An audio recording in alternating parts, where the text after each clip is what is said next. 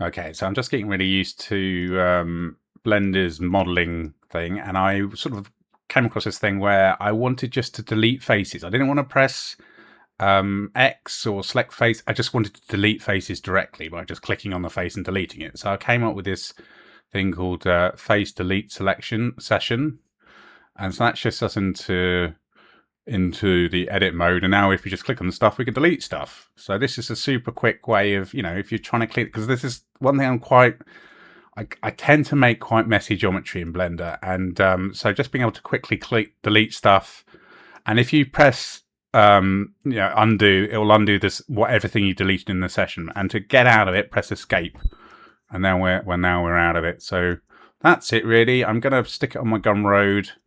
I think it's pretty useful for cleaning up meshes quickly. When you built a load of stuff and then you just want to get rid of all the rubbish. Yeah, this is quite good. I did try with vertices and edge, but that's sort of been a bit problematic. I kind of, with deleting the face, it gets rid of the vertices and the edge and all in one go. So this seemed to be work quite well. So I'll stick it on the on my Gumroad for, you add it as a script, and you add it in your Blender add-ons the normal way. Okay, that's it.